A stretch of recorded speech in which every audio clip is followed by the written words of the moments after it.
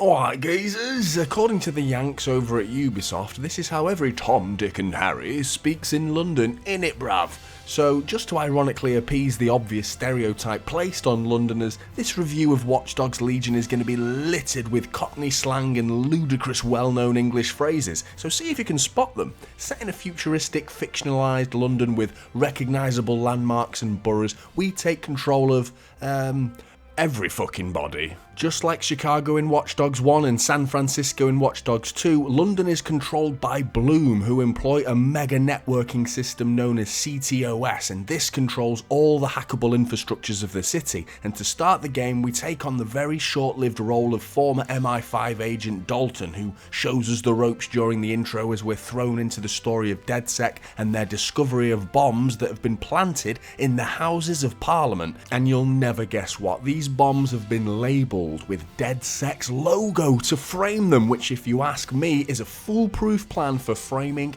anyone. All you have to do is just slap their name on the evidence and I guess DedSec was here. A mysterious neon projection who calls himself Zero Day seems to be responsible for these actions and likens himself and his plans to the London Plague and the Great Fire of London, and I mean in fairness they did build some pretty cool shit after that fire, so he might be onto something there. The solo protagonist Dalton is killed though sadly, and the reasons this saddens me is because he was the best voice acted character that I came across, so it was really sad to see him go and be replaced by an endless line of London's finest wankers. I mean, when you fire up Watchdogs Legion, the game states it's purely fictional and any resemblance to any real persons, living or dead, is purely coincidence. If anybody actually looked like these nutjobs, it wouldn't be a coincidence, it'd be a bloody miracle. Having said that, to have the pick of anyone you want is a really unique and adventurous idea from Ubisoft. An open world city that's hugely populated would usually be packed with non-playable characters. Well, these are now playable. We're really in control of DedSec on the whole this time round, and that was something I found myself having to remind myself. I think this idea is a good one. It fits the narrative and it's pulled off reasonably well, but I can't deny the fact that I missed having a main protagonist, one that would really ground me in the world. We do start off by picking a character to get the game motoring, but once you've started, he or she is no more important than any other geezer in the city. This idea isn't exactly a bad idea, in fact it's got potential to be the dog's bollocks, but it's not been executed as well as it could have been. There are similarities to Shadow of War's Nemesis system or State of Decay's multi-character control system, and I wouldn't go as far as saying you've got a load of Cockney Tamagotchi characters to maintain or something that's anywhere near the Sims level of control, but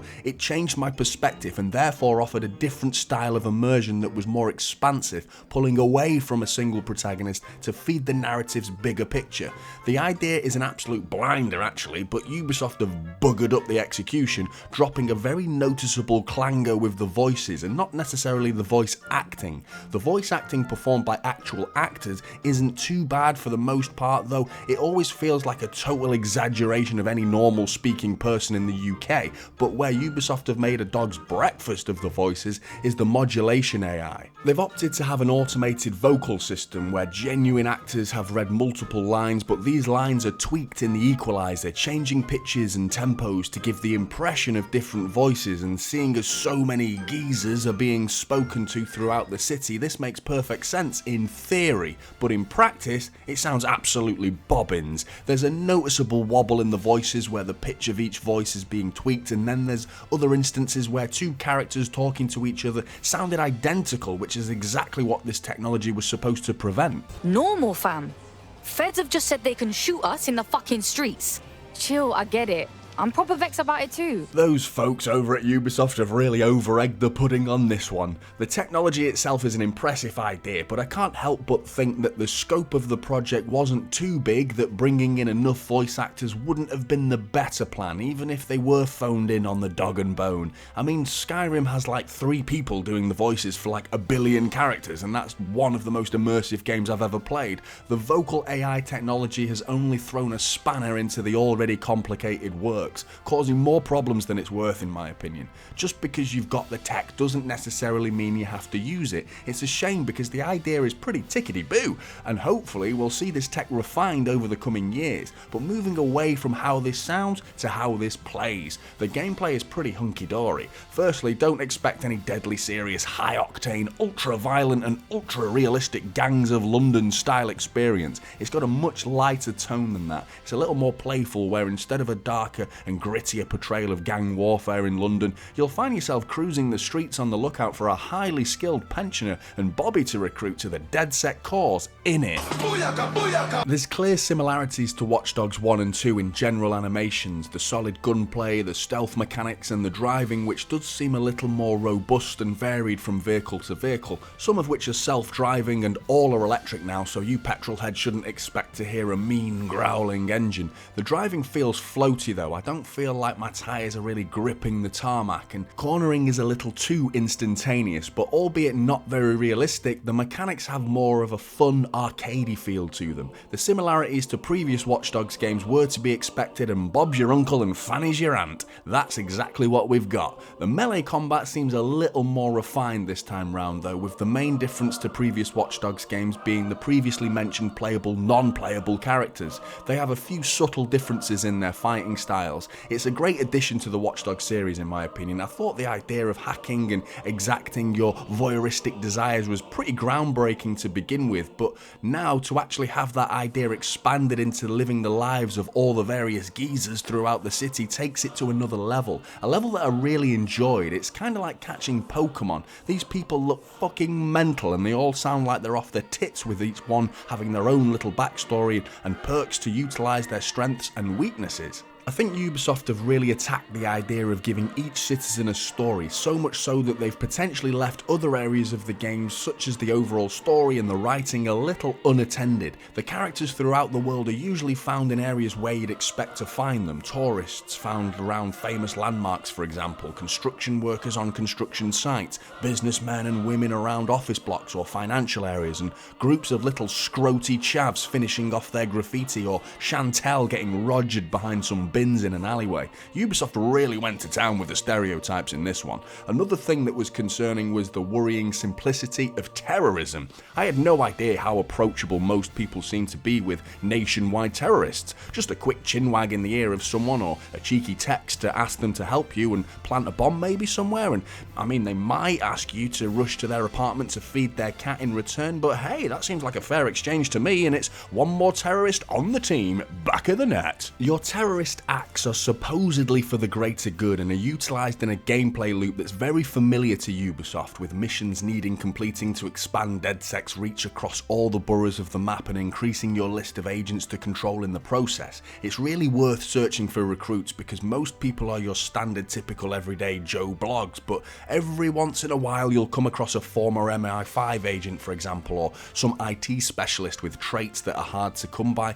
and very specific to them, coming in handy during missions, but not all of their traits are positive. I stumbled upon a flatulent lady, and because she farts on the reg, she'd give her position away to enemies. Not too sure how that information is stored on her file as one of the 3 main personality traits that she has. I mean, she's mostly known for farting, so personally I'd employ her as the leader of DedSec immediately. The best part of this system for me is an optional one, and that's the permadeath. I highly recommend switching permadeath on to experience this system in its entirety. It removes that empty, meaningless playstyle where all of your characters are just cannon fodder to be battered and beaten until they eventually serve no purpose because you found someone better. I found myself really wanting to take that extra care of the high-level specialised characters because they're rare, and once they're dead for the whole playthrough. But if you choose not to activate this permadeath option, your characters can be temporarily taken out of the action in 2 ways, in the nick with the bobbies or injured in A&E. The growth of DedSec is not such a doddle that pointing your phone at a character having a good chinwag with them will result in them becoming a playable member of DedSec. Occasionally you'll be tasked with taking on a wide variety of missions that somehow involve each character, whether that's directly or indirectly, and the choices that you make on that mission will have an impactful outcome on that character's decision to join DedSec or not. It's It's a typical Ubisoft game with me being up to my eyeballs in map icons and little bits of information constantly being poured onto the screen.